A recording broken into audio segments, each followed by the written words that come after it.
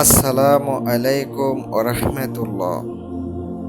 তান্ত্রিক মহাগুরু কবিরাজ চ্যানেলের পক্ষ থেকে স্বাগতম। আশা করি সবাই ভালো আছেন। যারা অনেকে দুই ব্যক্তির মধ্যে বিচ্ছেদ ঘটানোর অনেক কিছু খোঁজার চেষ্টা করতেছেন, অনেক কিছু চাইতেছেন, তাদের জন্য আজকের এই ভিডিওটা। পুরোপুরি ভিডিওটা শুরু থেকে শেষ পর্যন্ত না টেনে দেখুন। আশা করি অবশ্যই আপনি উপকৃত হবেন আমার এই বিদ্যা দেখে, আমার এই কাজ দেখে অবশ্যই উপকৃত হবেন, এতে কোনো সন্দেহ নেই। কিন্তু কাজ করতে হবে সঠিক নিয়মে, সঠিক উপায়ে কাজ করতে হবে। ভুল করবেন তো কাজ হবে না, কাজে কোনো ভুল করা যাবে না, এটা বলে দিলাম।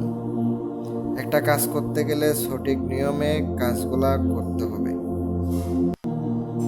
তাইলে আপনার কাজ হবে। আর অন্তরে দীর্ঘ বিশ্বাস নিয়ে কাজগুলা করতে হবে। যদি দীর্ঘ বিশ্বাস নিয়ে কাজ না করেন তাইলে আপনার কাজ হবে না। যদি পার্সোনাল কোনো প্রয়োজনীয় কাজ করা লাগে, আমি কিন্তু খরচ নিয়ে থাকি।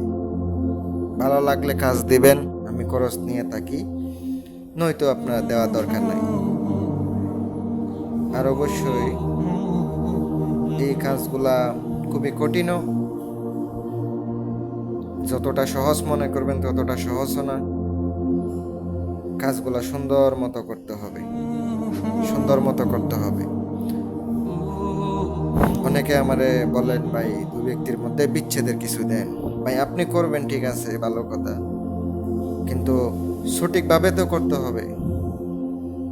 সঠিকভাবে না করলে কাজ হইব না। তাই বলবো, আমার নিয়ম অনুসারে কাজ করুন, অবশ্যই উপকৃত হবেন। নকশাটা যেটা দেখতে পাচ্ছেন, এটা ছোট হইলেও এটা খুবই পাওয়ারফুল, খুবই শক্তিশালী। সহজ হইলেও কিন্তু অত্যন্ত পাওয়ারফুল।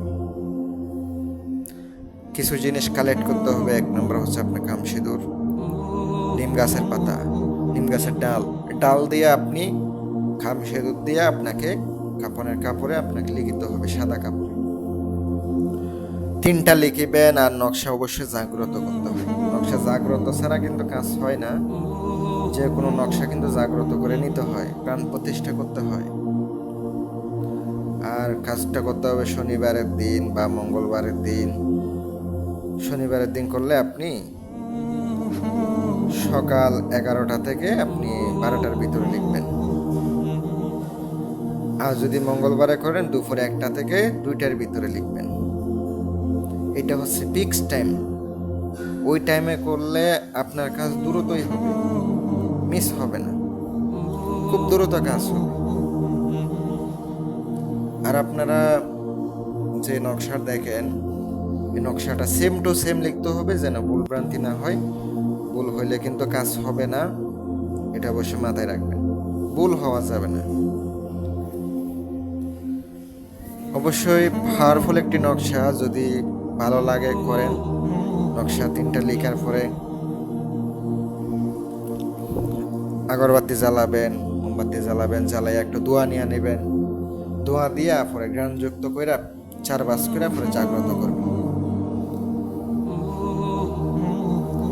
আর অবশ্যই আপনি একটা হচ্ছে রাত 12টার সময় যাবেন শ্মশানে। যাওয়ার পরে আপনি পুঁতে দিয়ে চলে আসবেন, পিছনে তাকাবেন না। যদি পিছনে তাকান তাহলে কিন্তু সমস্যা, মনে রাখবেন। পিছনে তাকানো যাবে না, সোজা চলে আসবেন। তারপরে আপনাকে রাত্রে 12টার সময় গুরুস্থানে যাইতে হবে। ওখানে যাওয়ার সময় পিছনে তাকাবেন না। যদি কেউ ডাকও দেয় পুঁতে আসার সময়, ফিরবেন না, পিছনে তাকানো যাবে না। পুঁতে দিয়ে সোজা চলে আসবেন। অবশ্য কবরে বুক বরাবর, 2 কবরের মাঝখানে পুঁতে দিয়ে চলে আসবেন, পিছনে তাকাবেন না।